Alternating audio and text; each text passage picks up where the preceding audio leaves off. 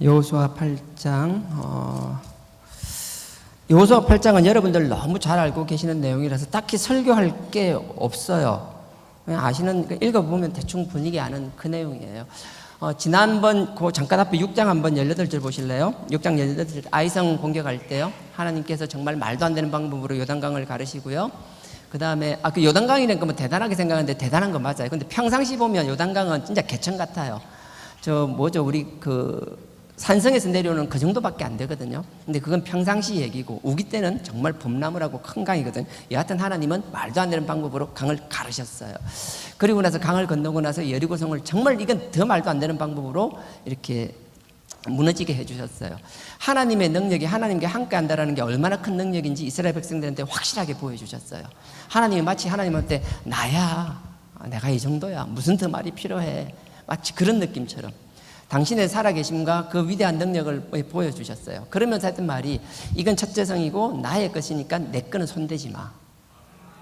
내가 아무리 너네들 사랑하고 내 백성이고 자녀 삼아줘도 네 거 내 거 명확한 건 선이 있다라는 거예요. 이 선 넘지 마, 딱 말씀을 하셨어요. 그게 6장 18절이었어요 6장 18절 너희는 바칠 물건을 스스로 삼가라. 너희가 그것을 바친 후에 그 바친 어느 것이든지 취하면 이스라엘 진으로 받침이 되어 화를 당케 할까 두려워하노라. 무슨 말인가 하면 지난번 얘기한 그대로입니다. 하나님께서 그 헤레밀에서 진멸한다, 다 없애버린다라는 거예요. 그래서 이거 없앤다라는 건 너네 눈에 볼 땐 다 없어지는 것 같지만 하나님 입장에서는 내 거라는 거예요. 그래서 다 없애라 그랬어요. 그래서 이건 손대지 마 그랬어요. 근데 만약에 손을 대면 이 여리고성이 헤렘이 돼서 나에게 받침이 되는 것처럼 이 여리고성 대신에 너희가 만약에 이걸 손을 대면 이스라엘 백성 너네가 나에게 받침되는 재물이 될 거야. 다 진멸해버릴 거야. 그렇게 말씀하셨어요. 근데 항상 그렇잖아요. 아무리 엄하게 말씀을 하셔도 그러거나 말거나 또 사오정 같은 인간들은 있잖아요. 그래서 이 아간은 결국은 지 마음대로 하게 되죠. 이들이 아이성에서 별 볼 일 없는 아이성 한 2, 3천 명만 되면 될 것 같다라는 이야기 듣고 여호수아가 평상시 같으면 하나님한테 물어볼 것 같은데 참 재밌죠, 그죠? 한번 이기고 나면 하나님이 도와주셔서 이기는데 지가 잘나서 이긴 게 아닌데 마치 지가 잘나서 그러는 것처럼 착각하는 거예요. 그리고 나서 안 물어봐요. 한번 성공하게 나고 뭔가 성취하게 되면 거기에 도취돼 버리면 자기 잘난 맛에 그냥 어깨만 올라가고 뭐라도 하는 것처럼 자기 인간적인 회의만 하고 인간적인 결정만 하려고 하지 하나님께 묻질 않아요.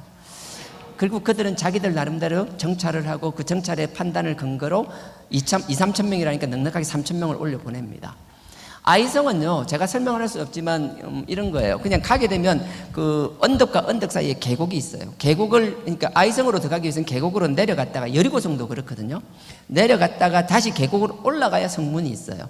그러니까 그냥 성벽의 높이만 보이는 것이 아니라 그 성벽을 마주하게 될 때 그 밑에 이제 계곡까지 다 포함을 하면 상당히 높게 느껴져요. 상대적으로 더 높게 느껴지겠죠.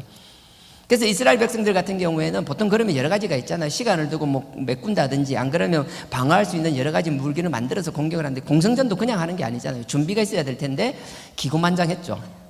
하나님이 강을 가르시고 그것뿐인가요? 그 튼튼한 여리고성 이중으로 된 성벽도 무너뜨리게 하시고 그냥 아무 생각 없이 그 자기의 승리의 경험에 도취되어서 그냥 가서 와 지르면 무너질 거라고 착각했는지 모르겠어요. 그 말도 안 되는 방법으로 계곡 골짜기로 막 내려가서 공격을 했어요. 근데 웬걸요? 하나님이 함께 하시고 하나님께 묻지 않는 일에 대해서는 하나님이 일종의 방관을 하셨어요. 내팽개 두셨어요. 가자마자 36명이 죽어나 추풍낙인처럼 죽어나가셨어요.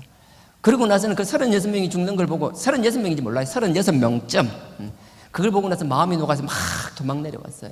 얼마나 급하게 내려왔는지 허겁지겁 그냥 주위를 살피지도 못하고 내려왔어요. 그 일을 잊고 나서 이스라엘 백성들은 마음이 녹아버렸어요. 참 미련해요. 하나님과 함께하지 않고 묻지 않고 하나님과 동행하지 않은 것에 대해서는 잊어버리고 지가 지 욕심대로 지 마음대로 했던 것은 잊어버리고 그 마치 하나님이 없는 것처럼. 하나님은 항상 언제나 그 자리에 계셨어요. 문제는 우리가 등을 돌렸죠. 우리가 손을 놔버렸죠. 그래 놓고 마치 없는 것처럼 원망하기 시작하죠. 이 미련한 인간들을 보면서 여호수아도 마음이 녹아내렸잖아요. 그래서 하나님 앞에 엎드리고 울고 머리에 막 티끌을 무릅쓰고 울었습니다. 하나님이 그러시죠. 그거를 보다가 답답해서 그런지 일라 하게 세우시죠. 그리고 나서 다시 한번 하나님이 함께 해주시죠. 그리고 함께 하시면서 8장이 시작되는 겁니다. 자, 8장이 시작될 때 하나님이 이번에는 그러죠. 8장 1절입니다. 여호와께서 여호수아에게 이르시되 두려워 말라, 놀라지 말라. 아이성을 두고 그 아이성 작은 성을 공격하는 것 때문에 두렵고 놀랍다기보다는요, 모르겠어요. 그게 맞아요. 두렵고 놀랍고, 전쟁을 앞두고 당연히 전투를 앞두고 두렵겠죠. 근데 제가 느끼기에는 그런 게 아니라 이 여호수아나 이스라엘 백성들 입장에서는 아이성에서 전쟁에 패배했기 때문에 그 전쟁이 두려울 수도 있지만 그 전쟁 가운데 지고 나서 그 아간이라는 사람을 골라내는 그 과정에서의 하나님의 그 진노하심, 그 하나님의 두려움을 경험했던 것 같아요. 하나님이 시간을 하루를 두고 다음날 하겠다라고 말하는데도 아간은 전혀 눈 하나 깜짝하지 않았잖아요. 하나님은 뭐예요? 그 다음날 아침에 해서 제비 뽑잖아요. 유대 지파에서 뽑잖아요. 그 다음에 세라 가문에서 또 뽑잖아요. 그 다음에 삽디의 손자죠. 갈미의 아들이죠. 하나하나 뽑아 나가잖아요. 마지막 아간까지 뽑아 나가잖아요. 그걸 보면서 사람들이 어떻게 생각했을까요? 그 200만 명 중에 우리 여기 있는 이 작은 인원 중에서도 한 명을 누군가 찾아낸다라면 여러분들 우와 뭐 이래서 할걸요. 200만 명 중에서요. 그 한 사람을 뽑아 나가시는 것. 사람들은 굉장히 두려웠을 거예요. 하나님 앞에 숨어서 범한 죄이지만 하나님은 다 알고 계시고 하나님이 찾아내실 때는 그 누구도 피할 수 없고 그 누구도 예외가 될 수 없다라는 것. 찾아내는 것만 해도 놀랍잖아요. 찾아내는 건 놀라움으로 끝날 수 있어요. 문제는 그 다음요. 찾아내고 나서 야, 너 왜 그딴 식으로 해? 정신 차려. 정신 똑띠 차려. 회개해. 뭐 이러면 좋죠. 너 어떻게 했나요? 죽여버리잖아요. 돌로 쳐서 죽이잖아요. 그리고 태워버리잖아요. 근데 혼자만 그랬나요? 그 때문에 자기 가족들, 자기 가진 가축들, 자기 소유들, 자기가 모든 재산들 기명 다 깨지고 다 불타고 심지어 자기 텐트까지 다 불태워져 버리고. 똑같이 하나님께서 역사하시고 아간은 하나님의 용사로서 하나님의 심부름꾼으로서 그 전쟁에 참여했지만 하나님의 음성을 자기의 욕심으로 덮어버렸어요. 우리가 하나님 일을 한다 하면서 그 가운데서 우리가 공명심이라 그러죠. 이름 내기 좋아하고 뭐 자기 낸 건 드러내기 좋아하고 하나님보다 물질이 아니라 하나님이라고 얘기하지만 막상 아무도 없는 곳에서 물질과 하나님이 계시면 언제 그랬냐는 듯이 아무도 없는 곳에서 유일하게 하나님과 물질만 내 앞에 있을 때는 한 번도 하나님은 그 물질을 이겨본 적 없는 내 삶. 문 열고 나가서는 안 그런 척 하지만 엄밀한 곳에서는 항상 물질이 하나님을 이기는 이런 신앙. 그냥 그게 부끄러워하지도 않고 밖에만 나오면 안 그런 척하고 얼마나 거룩한 척하고 저요. 하나님의 종인 양. 하나님 모르시나요? 다 아시잖아요. 아간은 그렇게 살았습니다. 그래서 아간은 자기만 죽을 뿐만 아니라 자기 가족을 다 몰살시켜버렸어요. 반면에요, 이방 여인이었지만 라합은요, 하나님의 그 경험을 직접 목도한 적이 없어요. 본 적이 없어요. 그 풍문으로 떠도는 소문을 듣기만 했어요. 그럼에도 불구하고 그는 그 하나님 여호와를 믿었잖아요. 그 믿음의 결과가 뭐예요? 자기만 살 뿐 아니라 자기 아버지와 자기 형제의 가족과 자기 집안 모든 사람들을 다 살리는 사람이었잖아요. 우리의 출신 아무 상관없습니다. 하나님은 우리의 과거, 어제까지의 모습? 아니요. 하나님은 지금 우리의 모습을 보시며 하나님께서는 지금 우리의 부족함이 있다라면 하나님께서 반드시 깨닫게 경고하실 것이며 그럼에도 불구하고 우리가 꼼짝하지 않고 끝까지 아닌 척하고 뻔뻔한 얼굴로 신앙생활하고 있다라면 200만 명 중에서 한 명을 찾아내신 그 하나님이 우리를 찾아내시고 엄하게 징계하시리라 믿습니다. 하나님 앞에 교만하지 않았으면 좋겠어요. 하나님 앞에서 내 죄가 드러나지 않을 거라는 착각 속에 살지 않았으면 좋겠어요. 아간은 그렇게 살다가 끝났습니다. 그 모습을 본 여호수아가 얼마나 두려웠겠어요. 여호수아만 두려웠나요? 많은 사람들이 정말 두려웠을 거예요. 그래서 전쟁을 앞둔 두려움도 있지만 이건 저의 그냥 해석입니다. 동의 안 하셔도 아무 상관없습니다. 8장 1절 여호와께서 여호수아에게 이르시되, 우리가 하나님 걸 떠나버리고 우리끼리 작당을 하고 우리끼리 계획 세웠을 때 얼마나 처참하게 졌는지를 알잖아요. 다시 하나님이 우리에게 말씀하시는 거예요. 그 말씀하시는 하나님이 정말 사랑의 하나님, 감사한 하나님, 은혜의 하나님이 아니라 어쩌면 정말 두렵고 떨리는 존재로 다가왔을 수도 있을 것 같아요. 그래서 여호와께서 여호수아에게 이르시되 두려워 말라, 놀라지 말라. 너는 전쟁 앞에서 두려움과 떨림도 없어야 되겠지만 나한테도 마찬가지라. 자, 두려워 말라, 놀라지 말라. 이번에는 뭐라고 하나님 말씀하시는가 하면요, 군사를 다 거느리고 일어나 아이로 올라가라. 우리 인간으로 생각할 때 성공에 취하고 나니까 이 정도면 된다고 우리 통밥이 나오는 거예요, 경험상으로. 근데 아니요, 하나님께서는 31개의 성읍을 점령하실 때 이제 여리고 성하고 이제 두 번째 아이성이었어요. 하나님은 매번 최선을 다하기를 원하시는 것 같아요. 뒤에도 이야기하겠지만 제가 쭉 8장을 읽으면 여러분 내용 너무 잘 아시잖아요. 8장을 읽을 때마다 너무 싱거워요. 하나님이 친정하시는 거거든요. 원래 뭔 전쟁은 그래, 왕이 친정하는 전쟁은 무조건 이겨야 되는 거예요. 지면 안 되는 거예요. 왜냐하면 왕은 실수가 있으면 안 되는 거거든요. 그래서 웬만해서는 왕이 친정을 해요. 왕이 친정한다라는 건 여기 목숨 걸었다라는 거예요. 그 나라의 흥망성쇠를 다 걸었다라는 거거든요. 근데 하나님이 친정하시는 거잖아요. 하나님이 이름으로 나가는 거잖아요. 무조건 이겨야 되는 거잖아요. 하나님은 요단강을 가르시고 여리고성을 무너뜨렸어요. 하나님 능력을 정말 우리의 설명할 수 없는, 우리의 상상을 뛰어넘는 분이에요. 근데 이번에 하나님께서 친정하시는 거예요. 지난번 아이성 갈 때 우리끼리 막 우리 경험에서 이 정도면 될 거야라고 대충대충 하는 거, 그 식은방, 그 오만함이 하늘을 찌르는, 사자도 독수리도 매번 사냥할 때마다 근성으로 하지 않잖아요. 전력을 다해서 할 수 있는 최선을 다해서 사냥을 하잖아요. 근데 이 별것 아닌 이 아이성을 가벼이 보고 대충으로, 그러고 나서 뭐예요? 하나님을 막 저버렸다. 하나님이 없는 것처럼 써버려요. 말도 안 되는 짓을 했잖아요. 하나님이 이번에 다 나타나서 작전을 내려주시는 거예요. 근데 제가 힘든 건 그거였어요. 여리고성도 그렇고 요단강도 건들 때 보면 하나님 뭐 거창한 계획이 나올 줄 알았어요. 근데 8장을 한번 쭉 보십시오. 거창한 게 하나도 없어요. 8장 앞에 9절까지 읽었지만 뒤에도 읽어도 내용은 이런 거예요.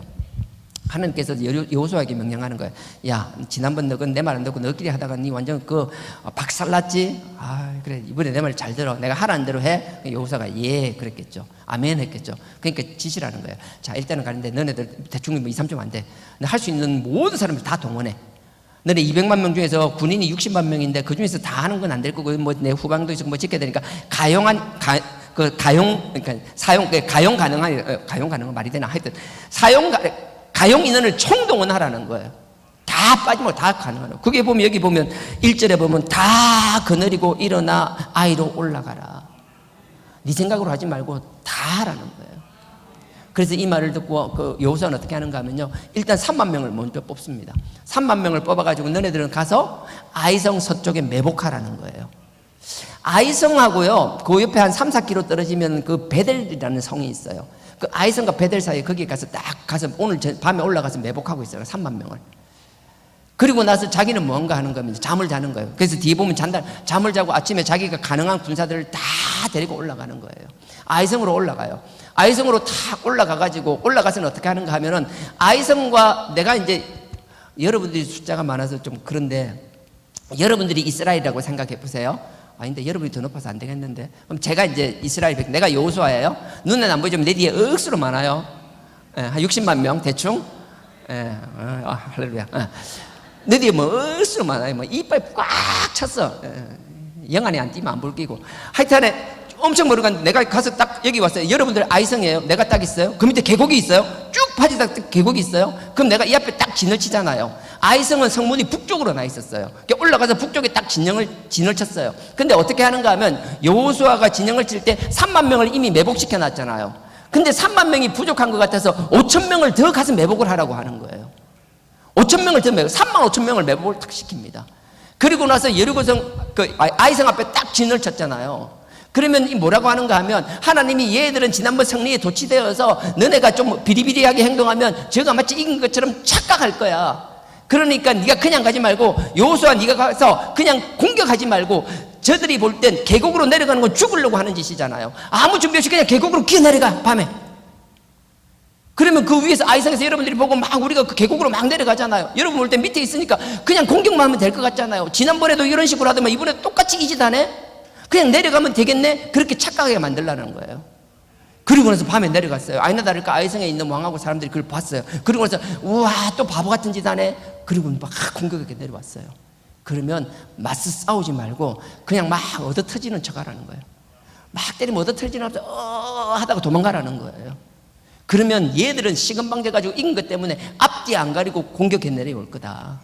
그러면 다른 거 하지 말고 그냥 주랭랑을 하라는 거예요. 계속 도망가라는 거예요. 얘들이 늘 잡으러 막 내려오면 그때 매복했던 사람이 들어가서 성 안에 들어가서 성을 다 불태우라는 거예요. 근데 여러분 한번 생각해 보세요. 이 뭐 대단한 작전이에요? 전쟁을 하는 사람이라면 당연히 이 정도는 계획하고 전쟁을 해야 되는 거 아니에요? 하나님이 직접 친정하시고 내려주신 작전치고는 너무 좀 엉성하지 않아요? 별것 아니잖아요. 우리도 전쟁하면 다 그렇잖아요. 전쟁하게 되면 경우수를 생각하고 매복하고 적들이 나오면 유인하고 유인해서 도망 나오면 따라가서 그 성벽에 들어가서 성을 점령하고 성을 점령하면 얘들이 돌아갈 데가 없으면은 얘들이 우왕좌왕할 때 막 도망가던 사람이 딱 돌려가지고 도망가는 거 아니다 하면서 막 공격하고 그럼 뒤에서 성을 점령했던 사람들이 다시 성에서 나와가지고 포위를 하고 우리 뭐 사극보면 맨날 보는 거잖아요. 정말 별거 아니잖아요. 근데 왜 하나님이? 왜 여리고성처럼 뭐 홍해를 가르고 뭐 요단강을 가르듯이 그러시면 되는데 왜요? 모르겠더라고요, 저는요. 근데 하나 제가 한 거, 저의 깨달음이니까 그냥 하나님께서는요, 당신의 나타내심을 충분히 그 능력으로 나타내실 수도 있지만 아이성을 통해서는 우리에게 말씀하시는 건 너희가 전쟁을 하는 용사고 군인이고 장수라면 전쟁에 대한 기본을 충실히 하라는 거예요. 이건 전쟁을 하는 군인으로서 너무나 당연한 거예요. 하나님께서 우리와 함께 하실 때는 뭐 하나님이 나타나시니까 뭐 대단한 능력이 나타나서가 아니에요. 하나님께서 우리와 함께 하실 때는 여러분 삶의 자리에서 여러분 삶의 자리에 기본기에 충실한 것이 하나님의 능력일 수 있다는 거예요. 별다른 거 생각하지 마세요. 여러분 자리에서 당연히 해야 되는 것, 당연히 지켜야 될 그 기본기, 당연히 숙지해야 될 그 내용들, 당연히 여러분들이 숙달해야 될 그 내용들, 당연히 해야 될 것조차 하지 못하면서 하나님께 원망하지 않았으면 좋겠습니다. 우리가 하나님께 기도하고 그리스도에 보이는데 뭐 특별하게 뭐 기도하고 뭐 대단한 게 기도하고 신앙생활하고 뭐 거창한 것 하니까 뭔가 남들보다 막 엄청나게 탁월해야 된다. 물론 하나님 그렇게 역사하실 때도 있겠지만 하나님께서 처음 당신의 능력을 나타낼 때는 이랬지만 그 뒤로는요, 아니요. 아이성에 있어서만큼은요, 너의 기본기에 충실하라는 거예요. 난 여러분들이 삶의 자리에서 마땅히 여러분들이 해야 될 일을 잘 할 수 있기를 원합니다. 여러분 삶의 자리에서 마땅히 여러분들이 해야 될 일을 하지 못함으로 주변 사람한테 민폐 끼치지 않기를 부탁드립니다. 자꾸 부담되는 존재 되지 마세요. 여러분들이 마땅히 해야 되는 걸 충분히 해내고 주변 사람들을 도와주는 사람들이 되십시오. 특별하게 그렇게 하지 못하는 상황이 되는 사람이 있어요. 하나님께서 아세요. 그건 하나님이 뭐라 할 건 아니에요. 문제는요, 충분히 할 수 있음에도 불구하고 나의 게으름 때문에 하나님의 이름을 욕먹이고 나서 하나님이 이랬니 저랬니 내 신앙이 이랬니 주변 탓하고 뭐 남 탓하고 이러지 않았으면 좋겠어요. 여러분들이 할 수 있는 최선을 다하는 여러분 되기를 주님의 이름으로 부탁드립니다. 하나님께서는 여호수아에게 다른 거 보면서 아주 평범한 작전이었어요. 아주 평범한 작전. 하나 여러분들이 읽다 보면 조금 약간 헷갈릴 만한 내용이 있더라면 17절요. 한번 보시면 17절. 8장 17절입니다. 8장 17절 제가 읽겠습니다. 아이와 베델에 이스라엘을 따라가지 아니한 자가 하나도 없으며 성문을 열어놓고 이스라엘을 따랐더라.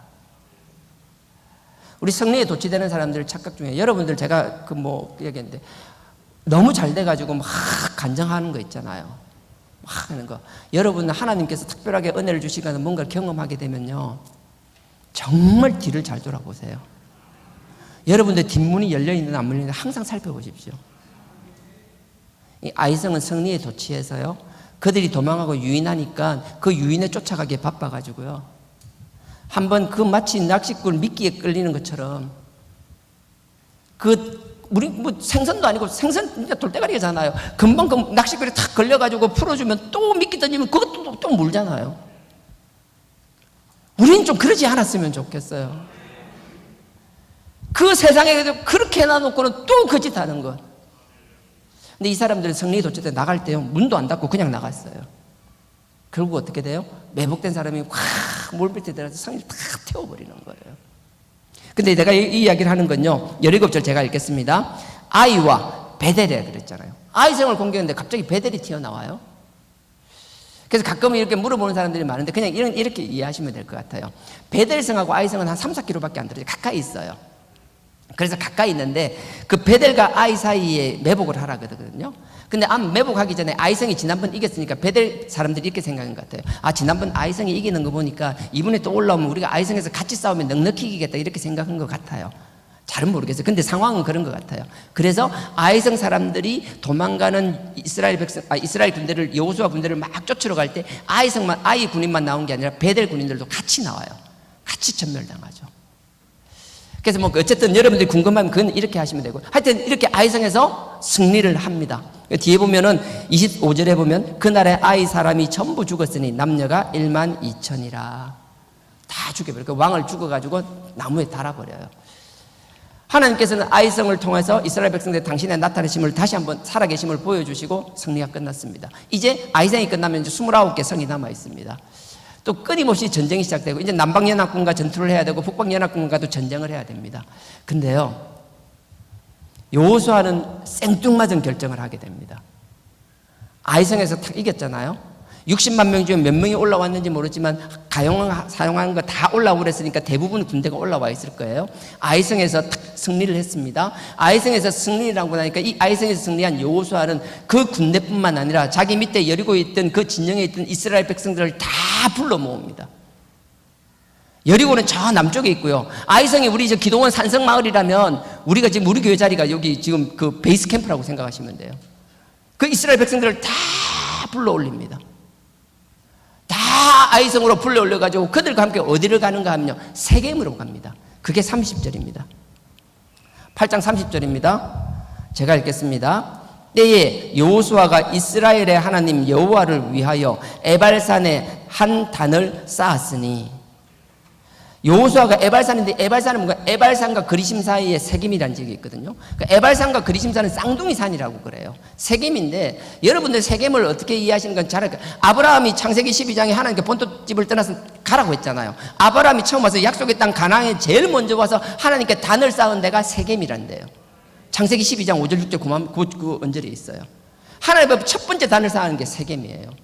하나님 앞에 첫 번째 단을 쌓고 하나님 약속의 땅이라는 그 언약을 처음 맺은 것도 그곳이지만, 그것보다 하나님께서 뭔가 하면 이 약속의 땅에 들어가기 전 때, 애굽에서 400년간 종살이하다 약속의 땅에 들어갈 때 하나님께서 너네가 약속의 땅에 들어가게 되면 내가 주는 약속의 땅임에도 불구하고 너희들은 끊임없이 선과 악의 경계상에서 흔들리기 시작하고 내가 원하는 선이 아니라 악을 선택할 때가 너무 많을 거라는 걸 아셨어요. 끊임없이 복과 저주를 너희 앞에 두었는데도 불구하고 너네들은 복을 선택하는 것이 아니라 끊임없이 저주를 선택할 기회가 너무 많다라는 거예요. 복과 저주가 완전히 분리되어 있으면 우리가 그 실수를 안 하겠죠. 복은 너무 좋아 보이고 막 저주는 뭐 너무 들어서 손대기도 싫고 쳐다보기도 싫다라면 우리가 그런 저주의 길을 안 가겠죠. 근데 문제는 그 저주와 복이 구분이 안 된다라는 거예요. 요거 뭐 하나 끼워 놓으시고요. 신명기 11장 한번 가보십시오. 바로 앞에 있습니다. 신명기. 신명기 11장입니다. 민수일 찾았네요. 죄송합니다. 신명기 11장. 신명기 11장 29절요. 구약 281페이지입니다. 구약 281페이지. 신명기 11장입니다. 우리가 여러분들 복과 저주가 신명기도 나오고 쭉 나오는데, 여러분 복과 저주를 할 때 항상 그게 세트처럼 묶여서 나오는 게 에발산과 그리심산이에요. 그게 세겜이에요. 29절입니다. 신명기 11장 29절. 내 하나님 여호와께서 너희가 가서 얻을 땅으로 너를 인도하여 들이실 때에 너는 그리심산에서 축복을 선언하고, 그리심산은 축복을 뜻해요. 그래서 여러분 그리심 교회 많이 들어보셨죠? 축복교회. 그리심산에서 축복을 선포하고 에발산에서 저주를 선포하라. 하나님께서 그러는 거예요. 너희가 약속의 땅에 들어갈 텐데 들어가게 되면 에발산과 그리심산에 있는데 에발산에서는 저주를 선포하고 그리심산에서 축복을 선포하라는 거예요. 근데 에발산과 그리심산은 쌍둥이 산처럼 너무 흡사하게 생긴 거예요. 그게 딱 붙어 있어요. 복과 저주가 한강 쪽에 있고 너네들이 선택이 정말 중요하다는 걸 얘기하는데, 그 앞에 보십시오. 26절에요. 내가 오늘날 복과 저주를 너희 앞에 두었나니. 복과 저주를 너희 앞에 두었는데 이게 너무 비슷해서 너네들은 자꾸 복이라고 생각하고 짚는데 그게 알고 보면 저주일 때가 너무 많다라는 거예요. 나는 너네들이 복의 길을 가기를 원하는데 너네 복의 길이라고 간다지만 하는 짓 보면 언제 그랬는지 다 저주의 길을 가고 있다라는 거예요. 그러면서 몰라. 문제는 알면 돌아서는데 몰라요. 이게 좀 더 자세하게 설명이 됩니다. 27장 가보십시오. 신명기 27장. 많은 사람들이 이런 얘기하면 자기는 아니라고 생각해요. 자기는 복의 길을 간다고 생각해요. 자기는 잘 가고 있다고 생각해요. 27장입니다.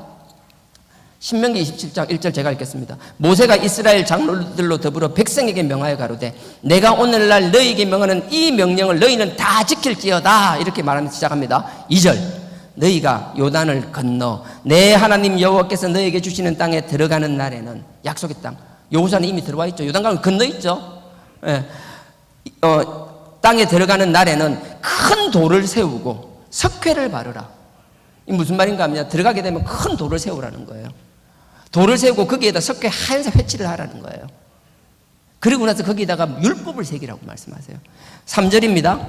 이미 건넌 후에 이 율법의 모든 말씀을 그 회칠한 하얗게 석회를 바른 거기에 기록하라는 거예요. 3절 다시 읽습니다. 이미 그러니까 건넌 후에 이 율법의 모든 말씀을 그 위에 기록하라. 하나님의 말씀을 기록하라는 거예요. 근데 이걸 어디에 세우라는지 한번 보세요. 4절 너희가 요단을 건너거든 내가 오늘날 너희에게 명하는 이 돌들을 에발산에 세우고 그 위에 석회를 바를 것이며 또 거기서 내 하나님 여호와를 위하여 단 곧 돌단을 쌓되, 어디요? 그리심산이 아니라 축복의 산이 아니라 저주의 산 에발산에. 하나님께서는요 축복의 산 그리심산이 있고 저주의 산 에발산이 있어요. 근데 이게 너무 비슷하게 생겼어요.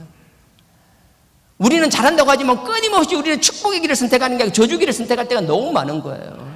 근데 하나님이 우리가 저주 가운데 어려움 가운데 있다라면, 하나님 앞에 문제 가운데서 내가 너무 힘든 가운데 있으면 하나님이 너희가 저주 가운데 있으면 낙담하고 좌절하고 원망만 하고 있는 것이 아니라 그 가운데서도 내가 너희에게 준 율법 말씀을 보라는 거예요. 그리심산이 세우는 게 아니에요. 저주 가운데 있는 그들에게 갑자기 생각이 나요. 뭐 에발산에 돌을 세우고 회칠하고 말씀을 세우기라는 거예요. 우리가 어려움 가운데 있나요? 어려움 가운데 있으면 나도 그래요. 다 원망하고 불평하고 그냥 주저앉아 있고 싶어요. 그런 사람이 있다면 우리가 해야 될 게 뭔지 아세요? 그 영혼을 위해서 얼마나 눈물로 기도해 줘야 되는 줄 아세요? 하나님 저 영혼 일어나게 해 주십시오. 일어나서 다시 말씀 위에 서게 해 주십시오. 말씀은 우리에게 거울과 같은 거예요. 말씀으로 우리에게 견책해 주시는 거예요. 힘든 가운데 말씀 가운데 내가 무엇이 잘 됐는가 그 말씀 앞에 서라는 거예요. 축복 가운데 있는 사람이 아니라 저주 가운데 있는 사람들에게. 그런 힘들수록 말씀에 서세요. 일어선 사람이 있다면 일어서지 못하고 주저앉아 있는 사람을 위해서 눈물로 기도해 주세요. 난 여러분들이 그랬으면 좋겠어요. 제가 오늘 일부 예배할 때 여기 항상 이렇게 앞에 우리 주방 목사님 앞에 계시는데 제가 이 이야기를 했어요. 힘들고 어릴 때 말씀 앞에 서라고, 말씀 앞에 서라고. 문제가 있을 때는 다 그래서 그렇다고 했는데 내가 일부 예배 마치고 제가 들었어요. 어떤 일이 생겼는지. 제가 일부 예배 전에 했더라면 집사님 앞에 계신데 면전에서 이런 얘기 못했을 거예요. 우리 누군가 힘들어하는 분들, 지금 중환자실에 계신다 그러더라고요. 아시는 분 아시고 또 모르시는 분, 저처럼 모르시는 분들 있죠. 전 지금 알았어요. 하나님께 충성하고 헌신하고 그 누구보다도 하나님 보시기에 이쁘고 사랑하는 딸이고 하나님 보시기에 아름다운 가정일지라도 나는 몰라요. 왜? 저는 몰라요. 하지만 그 하나님의 뜻은 알 수 없지만 하나님 뭔가를 보여주신다라면 우리는 남 일이니까 쉽게 얘기하지만 당사자들 말은 해서 쉽지 않을 거예요. 거기 가서 미주알 고주알 자꾸 원인 파악하고 분석하려고 하지 마세요. 누구라도 어려우면 정말 사랑하는 마음이 있다라면 입술을 앞세우지 말고요. 아버지 앞에 무릎과 눈물을 앞세울 수 있는 신앙 공동체 되기를 원합니다. 제가 일부 그거 하고 나서 얼마나 먹먹하든지 얼마나 죄스럽고 미안하든지 그냥 아무것도 모르고 막 설교를 하는데 그 앞에서 그 그걸 듣고 있었, 그 마음이 어땠을까 생각해 보면 알고 짓는 죄도 있지만 몰라서 남 상처 주는 경우도 허다합니다. 그러니 말이 많으면 실수가 많고요, 남 아프게 하는 일이 많고요. 그래서 우리는 말보다는 정말 사랑하는 긍휼한 마음으로 하나님의 사랑을 전하는 이 신앙 공동체, 특히 우리 사단계비가 공동체가 되기를 주님의 이름으로 부탁드립니다. 그때 하나님은 이 에발산에다가 돌을 세우라는 거예요. 그 말씀을 새기라고 말씀하세요. 그래서 우리 힘든 가운데 당장은 정말 힘들고 막막하면 뭐가 들어오겠어요. 하지만 아버지 다시 한번 말씀에 서게 해달라고, 아버지께 회복해달라고, 아버지께서는 치유의 하나님이 치유케 해달라고, 다시 조직이 회복되게 하시고 다시 뼈가 굳게 하시고 다시 아버지의 영광을 위하여 건강한 모습으로 아버지를 향하여 막 뛰어다니게 해달라고 기도하는 여러분 되기를 부탁드립니다. 그래서 4절 제가 다시 읽을게요. 너희가 요단을 건너거든 내가 오늘날 너희에게 명하는 이 돌들을 에발산에 세우고 그 위에 석회를 바를 것이며 5절 또 거기서 내 하나님 여호와를 위하여 곧 돌단을 쌓되. 말씀은 거울이라 그랬습니다. 말씀 앞에 서서 내가 모습을 발견하는데 우리가 그 다음 해야 될 건요, 우리가 말씀을 보긴 보는데 말씀 가운데서도 전혀 하나님이 나에게 하시는 음성이 들리지 않고 내가 하나님 앞에 얼마나 잘못되었는지를 깨닫지도 못한다면 그 말씀 왜 봐요? 교만하고 그만하기 위하여요? 하나님을 대적하기 위하여요? 누군가를 판단하고 정죄하기 위하여? 그런 식으로 말씀 보는 건 무슨 의미가 있어요? 말씀은 나에게 적용하는 겁니다. 내가 깨닫고 내가 하나님 관계를 다시 한번 되돌아보며 아버지 앞에 그 죄 문제를 해결하는 것. 그래서 말씀을, 율법을 새기라 그랬잖아요. 그 다음에 하는 게 5절에 보십시오. 또 거기서 내 하나님 여호와를 위해 단을 쌓되, 곧 단은 뭐 그 앞에 단이 아니라 돌단을, 제단을 쌓으라는 거예요. 돌단을 쌓되 거기에 철기를 대지 말지언니라. 너는 다듬지 않은 돌로 내 하나님 여호와의 단을 쌓고. 아버지 앞에 회개할 때는 뭐 근본 내려고 하지 마세요. 뭐 다들 남 눈치 보지 마. 그냥 있는 모습, 들어오면 들어온 모습 그대로 내어놓으세요. 아버지께서 외형적인 거 원하지 않으세요. 우리가 깨끗한 척 하는 거 원치 않으세요. 들어오면 들어온 그대로 오는 모습. 그리고 들어오면 씻기 위하여 처절하게 몸부림치며 그 사랑하는 자기 아들을 피를 의지하여 씻는 그 모습, 그 모습을 보며 우리를 차근히 여기시며 그 모습을 보고 우리에게 은혜를 베푸시는 거예요. 아프면 아픈 대로, 아닌 척 하지 마세요.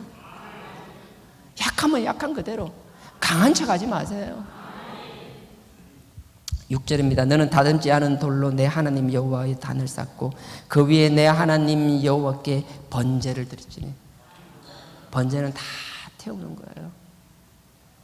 말씀 앞에서 죄를 깨달았으면 하는데 그냥 내가 그 더러운 죄를 깨달았으면 그냥 하나님 앞에 태우면 툭 던지면 뭐 송아지 한 마리 뭐 염소만 던지면 끝나는 거 천만에요.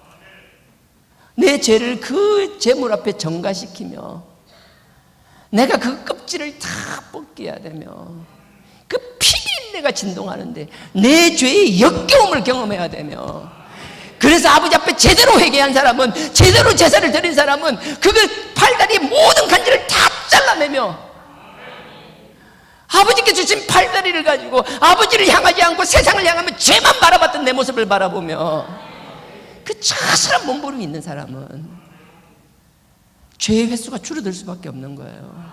만약에 그렇지 못한다면 우리의 회개가 희화가 되고 막 계속 습관적인 반복적인 회개만 하고 있다면 한 번이라도 아버지 앞에 처절한 그 피에, 그 피비린 내 앞에 하나님 앞에 한번 절규하는 여러분 되기를 원합니다.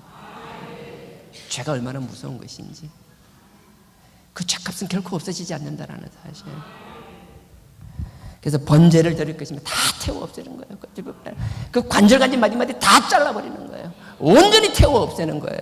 그래 하나님 앞에, 말씀 앞에 서며 말씀을 거울 삼아서 내가 하나님 앞에 보면 깨달은 게 있더라면 그 깨달음을 그냥 깨닫고 끝나는 것이 아니라 내 삶의 적용합뿐에 내 죄를 아버지 앞에 내어놓고 번제로 다 태워 없애게 된다라면, 그 피비린내를 다 치우게 된다라면 그 다음 우리가 해야 될 게요, 7절 또 화목제를 드리고 거기서 먹으며 내 하나님 여호와 앞에 즐거워하라. 우리가 하나님 앞에 죄 용서 받았다라면, 죄를 씻었다라면 우리가 하나님 관계로 끝나는 것이 아니라 주변을 되돌아보세요. 화목제는 다 태우는 게 아니에요. 화목제는 하나님께 드리면 하나님이 그걸 나눠서 우리가 이웃과 나누라는 거예요. 나는 여러분들이 말씀 앞에 서기를 원합니다. 말씀 앞에, 거울 앞에 서 있고 말씀으로 여러분들이 끊임없이 하나님의 경고의 음성을 듣고 내 자신을 바라보고 끊임없이 하나님 앞에 번제로 내 죄, 그 더러운 죄를 그리스도 피로 씻어 나간다라면 그것으로 끝나는 것이 아니라 좌우를 둘러보세요. 아직도 쓰러져서 그 말씀 앞에 서지 못하는 사람이 있으면 그 영혼들을 위하여 기도해 주세요. 그 영혼들을 위해서 무릎을 꿇으세요. 정말 우리가 그 그리스도의 4단계 회개, 이 그리스도 보혈의 신앙 공동체가 된다라면 먼저 일어난 사람은 아직 일어나지 못한 사람을 위하여 눈물로 기도해야 될 것이며, 또 쓰러져 있는 가운데서도 먼저 일어난 사람이 있다라면 그들을 넘어든 사람들 하나님 다시 힘줘서 일어나게 해달라고 끊임없이 발버둥 치면서도 원망만 하는 것이 아니라 하나님의 그 영광을 바라보며 그 십자가의 능력을 바라보며 일어날 수 있는 나와 여러분들에게 주님의 이름으로 부탁드립니다. 하나님은 아셨어요. 복과 저주가 다른 게 아니에요. 멀리 떨어져 있는 게 아니에요. 붙어 있는 거예요.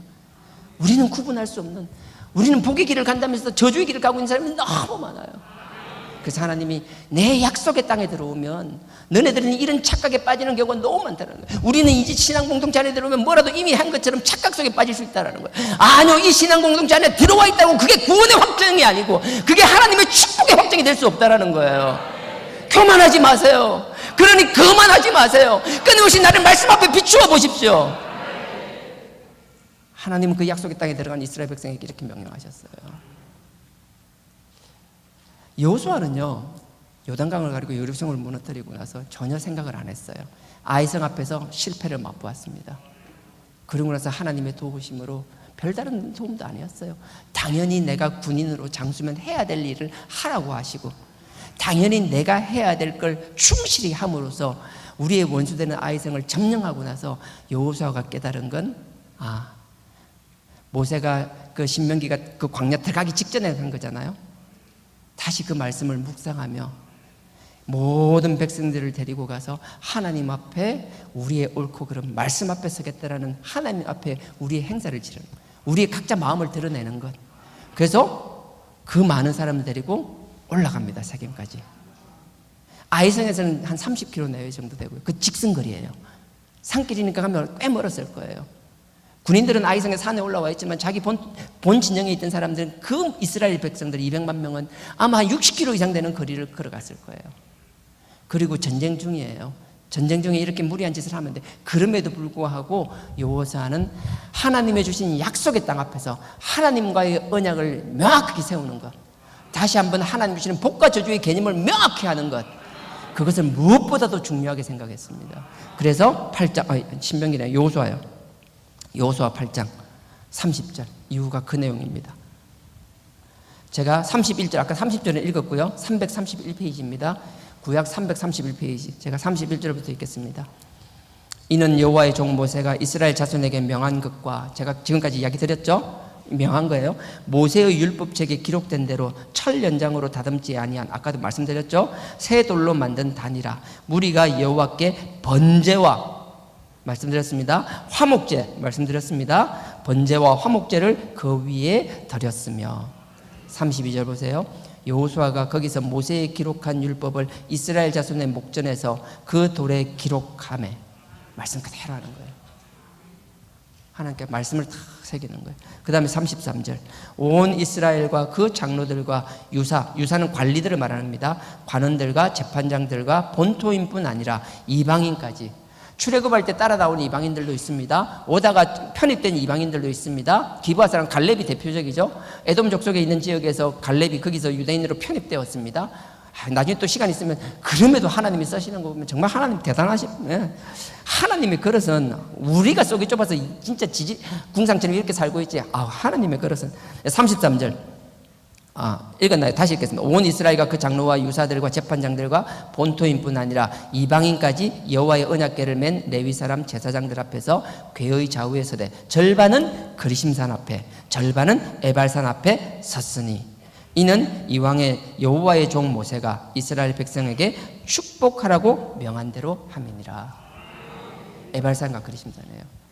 신명기 27장에 보면요, 다시 가지는 않겠습니다. 그냥 이렇게 돼 있어요. 신명기 보면 이렇게 돼. 그 세우고 나서 뭔가 하면 이스라엘 백성이 12지파잖아요. 12지파인데 실질적으로 이스라엘 백성들이 출애굽하는 출애굽하는 동안 때는 13지파였다는 건 다 알고 계시죠? 12지파인데 레위지파가 빠지잖아요.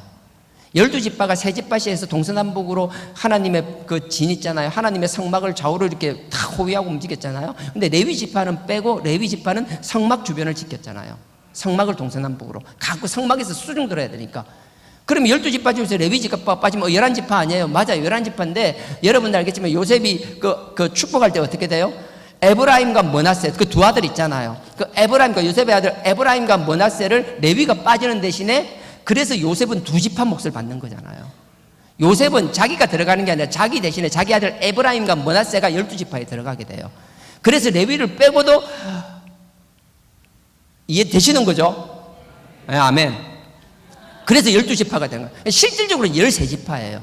근데 신명기 27장에 보면 여러분들이 나중에 한번 읽어보세요. 읽어보시면 알 거예요. 12지파인데 왜 레위지파가 들어가면 13지파가 되었는데 왜 12지파지? 할 수가 있어요. 하나님께서 그리심산과 에발산 할 때 축복의 산 그리심산에 시므온과 유다와 레위와 그 다음에 에브라임과 요셉과 베냐민 6지파를 딱 세우는 거예요. 그러니까 어떤 분들은 자꾸 뭐 여기 있는 지파들을 하나님 특별히 선택해서 뭐 그 요단강 동편에 있는 세 지파라서 아니에요. 보면 저주에 있는 것도 에브라임이 있어요. 그러니까 그거는 모르겠어요. 나는 모르겠는데 하여튼 그건 말이 안 돼요. 근데 하나님께서는 딱 그리심산에 6지파, 에발산에 6지파를 딱 세우는 거예요. 그리고 나서 레위지파가 딱 중간에 들어가서요. 딱 선포하는 거예요. 만약에 여기가 딱 내가 있으니까 여기가 그리심 돼야겠죠? 그쪽이 에발산이에요. 그러면 내가 그리심산에 레위지파가 있어야 되니까 레위지파가 있잖아요. 그럼 레위지파가 하나님께 이야기하는 거예요. 하나님이 이렇게 하면 저주를 받는다고 했으니까 아멘 하세요 하면 이스라엘 백성이 아멘 하는 거예요. 하나님 말씀 앞에서. 하나님의 복과 저주를 어떻게 내냐. 그래서 27장하고 보면 28장 여러분들 알잖아요. 복과 저주 쭉 나오는 거. 아까 11장도 이야기했잖아요. 복과 저주를 우리는 쉽다고 생각하고 우리는 복만 선택하고 저주를 선택하지 않을 것처럼 착각하는데 하나님께서는 레위기가 신명기 11장도 그렇고 27장도 보면 천만에 너네들은 복을 선택하고 저주를 선택하지 않을 것 같지만 막상 너네들은 약속의 땅에 들어가도 미련하기 짝이 없어서 복이 아니라 저주의 길을 가는 사람이 태반일 거라고 말씀하고 계시는 거예요. 문제는 지가 저주의 길을 가는지 몰라. 그러니 저주의 길을 가고 있는 너에게 그 에발산에 하나님의 말씀의 비석을 세우고 하나님 말씀을 새겨서 네가 어려움이 있느냐? 힘드냐? 저주 가운데 있느냐? 그래서 말씀 앞에 서라는 거예요. 말씀 앞에 너를 비춰보라는 거예요. 하나님 그렇게 말씀합니다. 여호수아는 그 일을 오늘 하는 거예요. 나머지 29개 성읍을 정복하기 전에 하나님 앞에 이 결단부터 내세우는 거예요. 저는 감히 여러분들 자격 안 되는 사람이지만 말씀드리겠습니다. 힘든 가운데 계시는 분 제가 뭐라고 말 못하겠어요. 개인적으로 만나면 제가 아무 말도 못합니다. 하지만 그럼에도 불구하고 내가 하나님의 말씀을 선포하는 선포자로서 말씀 안 드린다면 어려우면 사람 쳐다보지 말고요. 아버지 바라보시고 말씀 앞에 설 수 있기를 부탁드립니다. 그렇게 해보세요. 말씀 앞에 내 모습을 보고요. 그 말씀 앞에 비춰진 내 모습을 바라보며 하나님 왜 나에게 이렇게 왜 나에게 이렇게 인간인 이상 당연히 그렇게 나오죠. 하지만 할 수만 있으면 빨리빨리 그럼에도 불구하고 아버지의 음성을 들을 수 있기를 원합니다. 그리고 아버지 앞에 회개하며 뭘 잘못해서 더러워서 회개하라는 게 아니에요. 그냥 말씀 앞에 서고 아버지 앞에 좀 더 성결하게 위해서 아버지 앞에 좀 더 다가가기 위하여 아버지 앞에 번제를 쌓는 나와 여러분 되길 주님의 이름으로 부탁드립니다. 힘든 가운데 말씀 앞에서 서기 위하여 발버둥 치며 그 힘들어하는 사람에게 입술로 죄짓지 않는 신앙 공동체 되기를 원합니다. 눈물과 무릎으로 그들을 위하여 기도하며 함께하며 우리가 볼 땐 부족한 것 같고 정말 부족하기 짝이 없는 것 같지만 아버지는 그 가운데서도 그 부족함을 통하여 당신의 영광을 넉넉히 드러내고도 남으실 줄 믿습니다. 그러니 누구 하나 귀하고 천한 것이 아니라 이 신앙 공동체에서 그리스도의 보혈을 의지하며 발버둥 치는 이 자체가 귀한 것이니 우리 모두 한 마음으로 아버지의 영광을 위하여 나아가는 아름다운 신앙 공동체가 되길 주님의 이름으로 축원드립니다.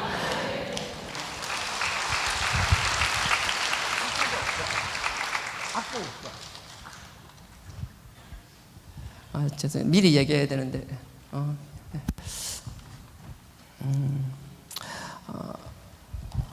고민을 했는데요. 주가 일하시네, 그거를 할까, 뭘 하다가,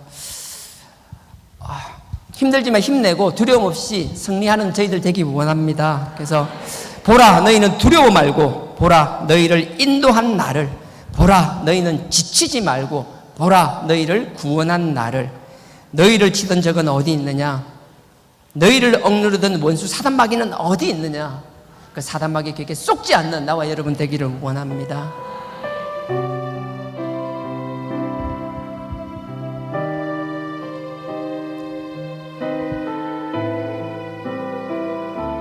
보라, 너희는 두려워 말고, 보라,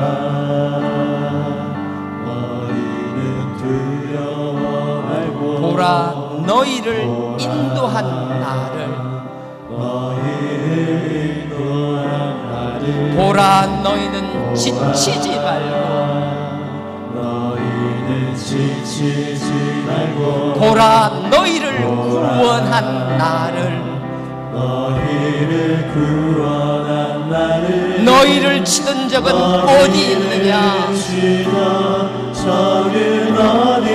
너희를 억누르던 원수는 어디 있느냐?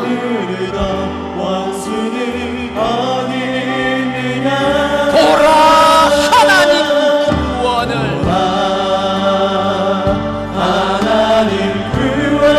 보라, 하나님 능력을, 너희를 위해서 싸우시는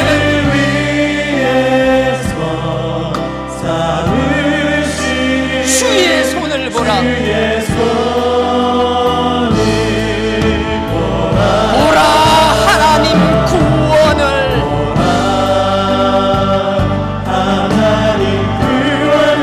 보라, 하나님 능력을, 너희를 위해서 싸우시는 주의 손을 보라. 다시 한번 하겠습니다. 보라, 너희는 두려워 말고,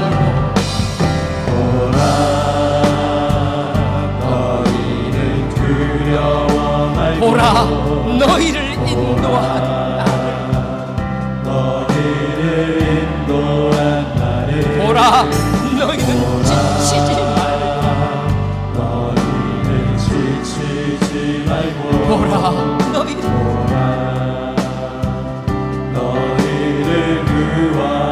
너희를 치는 적은 어디 있느냐?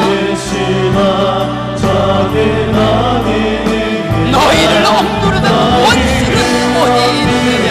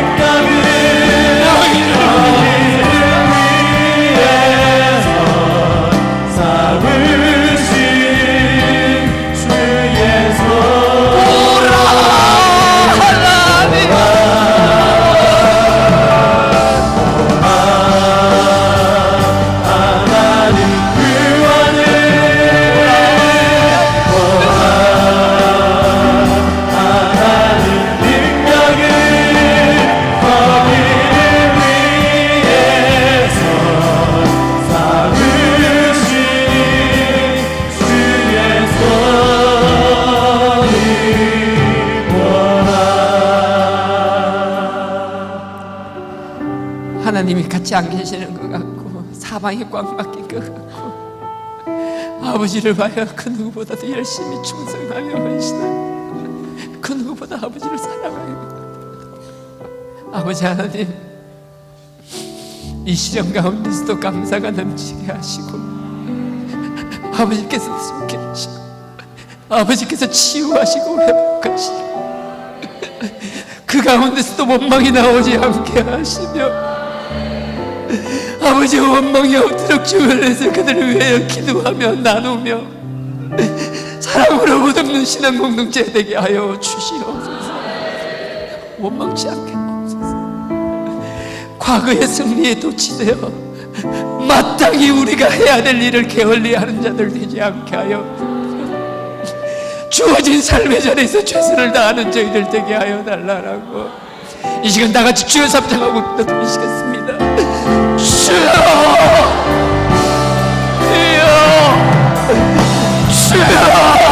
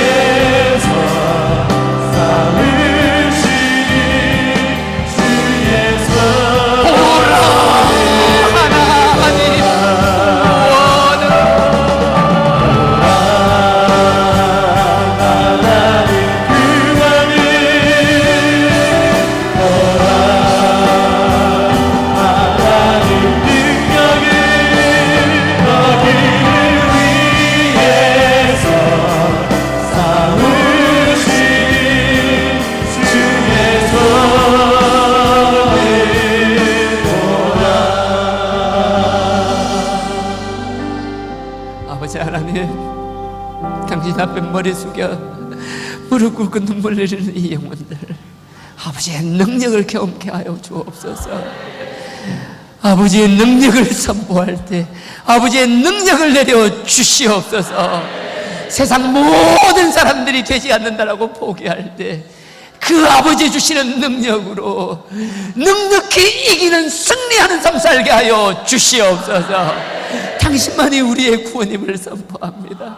당신만이 우리의 구원임을 고백합니다. 주님 함께 하시고 그 능력으로 되짚어 주시옵소서. 예수님 이름으로 기도드렸사옵나이다. 아멘. 하늘에 계신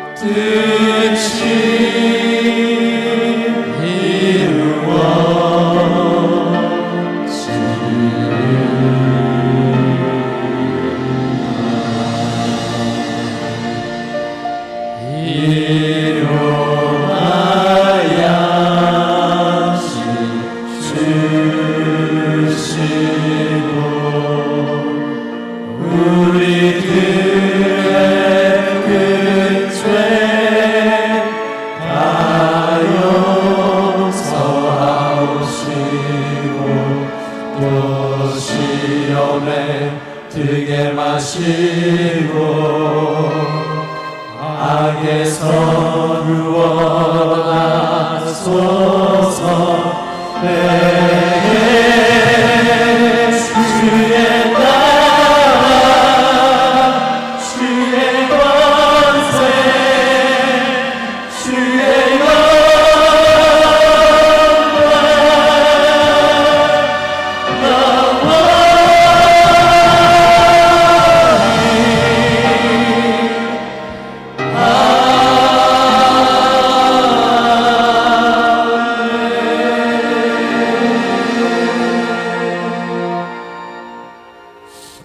지금은 우리 주 예수 그리스도의 은혜와 하나님 아버지의 무한하신 사랑과 성령님의 감동과 교통 깨닫게 하시며 우리의 삶의 자리에서 최선을 다하는 삶, 우리의 삶의 자리에서 마땅히 해야 될 일을 하는 삶, 아버지의 능력을 나타내는 삶 살기를 원하는 우리 모든 성도님들의 머리 위에 지금으로부터 영원토록 함께 하시기를 축원하옵나이다. 아멘.